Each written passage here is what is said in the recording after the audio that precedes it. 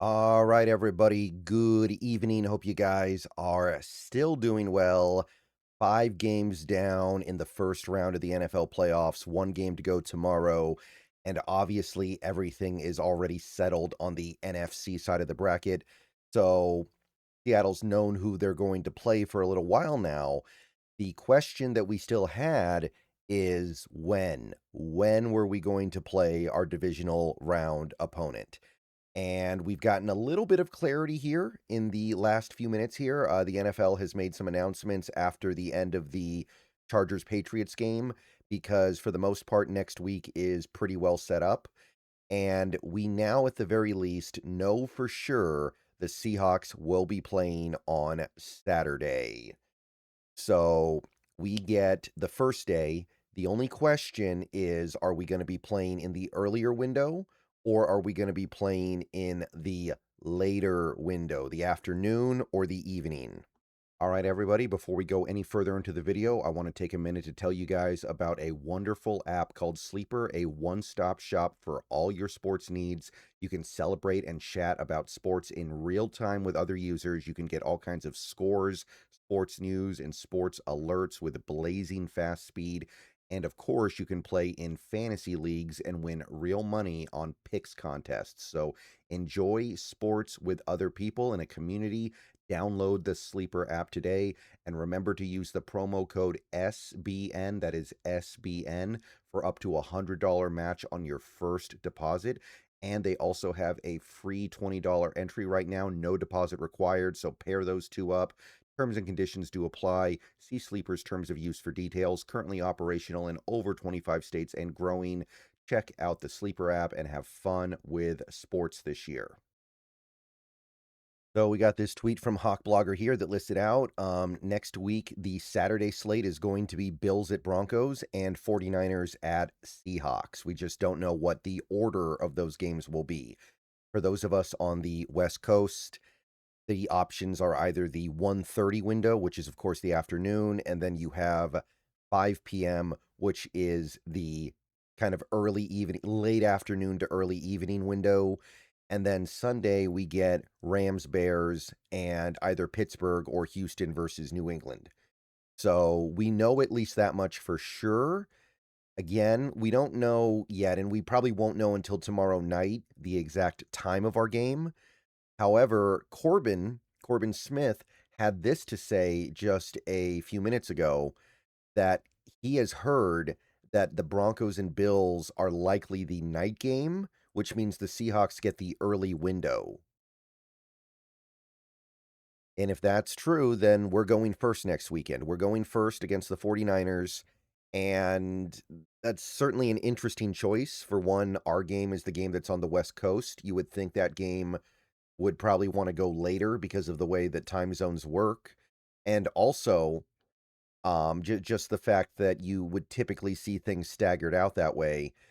However, if this is indeed what happens, then that is kind of rough on the 49ers. I will acknowledge that right now.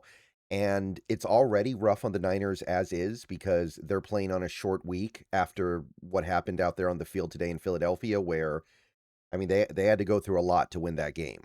And now they're not even getting a full 7 days to prepare for their next game. So I will go ahead and just acknowledge that, yeah, that's kind of rough for the 49ers. They don't even get the full week. And meanwhile, Seattle, the last time they played was 8 days ago, so the short week shouldn't really affect them.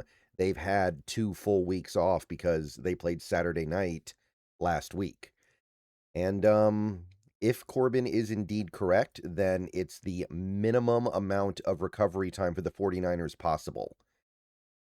I don't know. That seems a little bit rough to me. I will acknowledge that. I mean, I still can't stand him, still want to beat him, still don't really care about any of that, but I can acknowledge that that's a little bit that's stacking things a little bit against you if you're the 49ers, and I imagine that 49ers fans are not thrilled about this arrangement right now.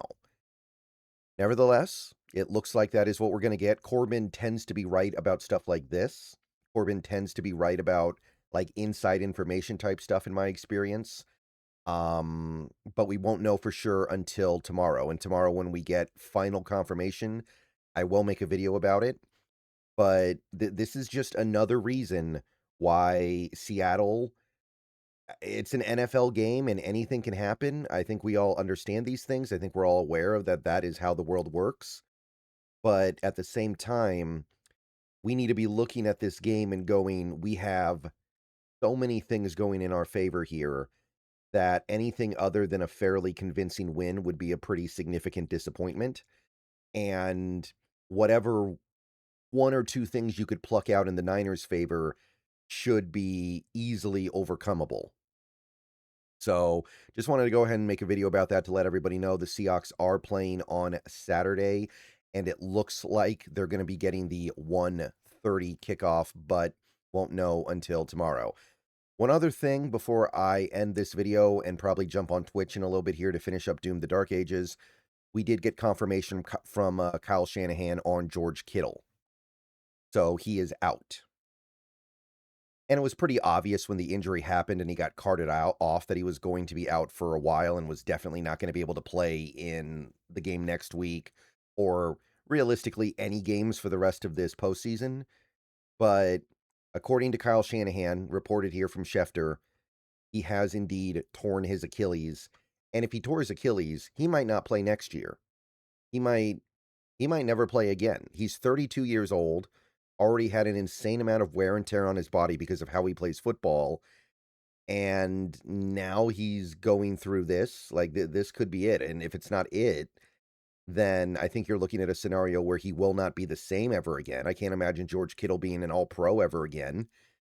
So that's a tough loss as well. That's a big one. And in many ways, even if they get Ricky Pearsall back next week, it kind of, I don't know if it cancels out the boost you get back from hopefully getting Ricky Pearsall back, but it still leaves San Francisco in a spot where they don't really have the pass catchers that they want to have or need to have. So, pretty big deal here, not just for next week, but for the 49ers as a whole. Remember, they gave George Kittle a lot of money fairly recently, and it's not like the money goes away just because he got hurt. If anything, the money becomes even more of a problem knowing that he may miss the entire 2026 season even if he tries to come back. And for all we know, this is going to be it. It's a pretty big injury. It's not as big as it used to be. Achilles injuries used to be a much bigger deal than they are now, but they are still a big deal. And I don't know where this goes, but it is confirmed that he tore his Achilles. We'll have to see the degree of the tear, I suppose, but I don't think any amount of tearing your Achilles is ever good. So definitely monitoring that, but for this week, we don't even really have to think about it. He is not going to play, and that leaves the Niners in a tough spot.